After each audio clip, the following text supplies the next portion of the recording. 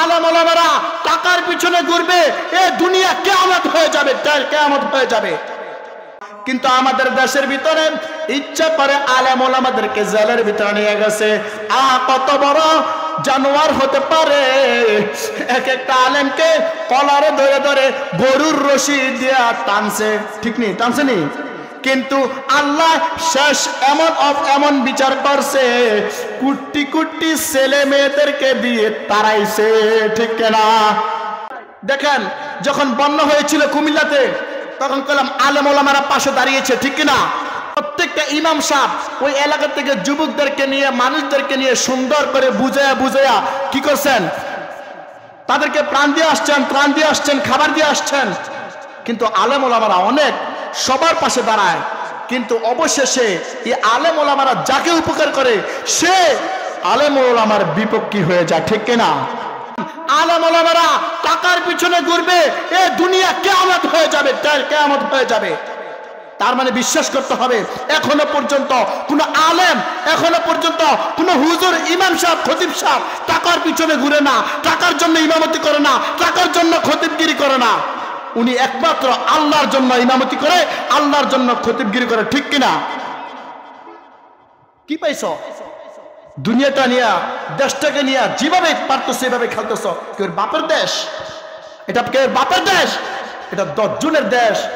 জনগণ কত কষ্ট করেন, এই দেশটাকে কত কষ্ট করে স্বাধীন করেছেন, কিন্তু এই দেশটাকে নিয়ে আপনি যেমনে পাইছেন এমনি খেলাইছেন, এখন আর সুযোগ নাই।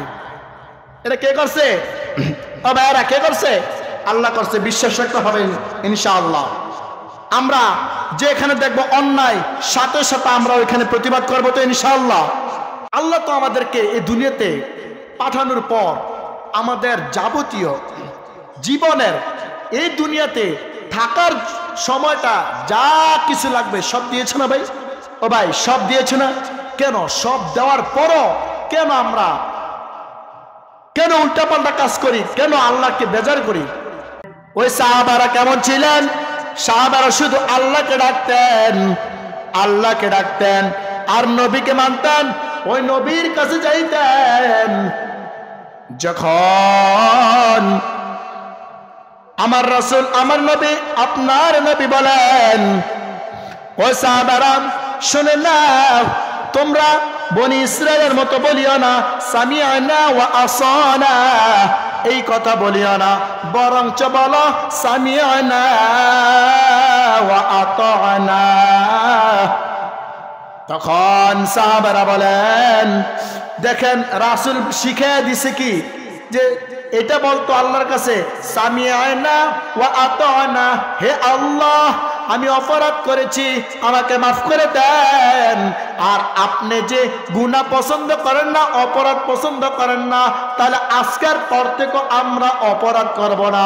কিন্তু সাহাবারা ঈমান নিয়ে শক্তি হয়ে, তাজা হয়ে একসাথে বলেন সামিআনা ওয়া আতানা ইয়া রাব্বানা। আল্লাহু আকবার। রাসূল শিখিয়ে দিছে, তোমরা বলো সামিআনা ওয়া আতানা, হে আল্লাহ আপনি যেন গুনাহ পছন্দ করেন না, গুনার ভাবনা অন্তরে আনলে পছন্দ করেন না, তাহলে আমরা কি করব না? গুনার অন্তরে ভাব আনবো না, আমরা জিনা করব না, গুনার কাজে লিপ্ত থাকবো না। কিন্তু সাহাবাদের ঈমান কি ছিল দেখেন, কিরকম বিশ্বাস ছিল। তারা বলে সামিআনা ওয়া আতানা ইয়া রাব্বানা।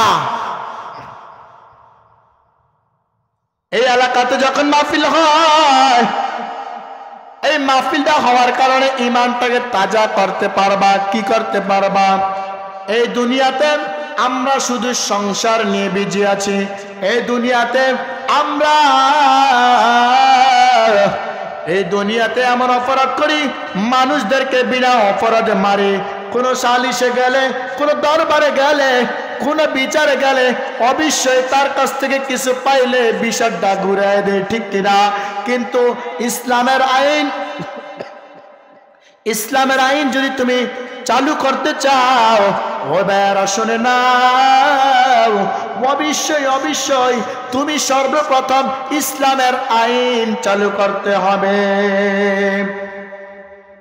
কিন্তু আমরা সংসার নিয়ে পড়ে আছি, এই জন্য সকলে বলেন সংসার সংসার করে ভাবে গো, করলে না বন্দেগি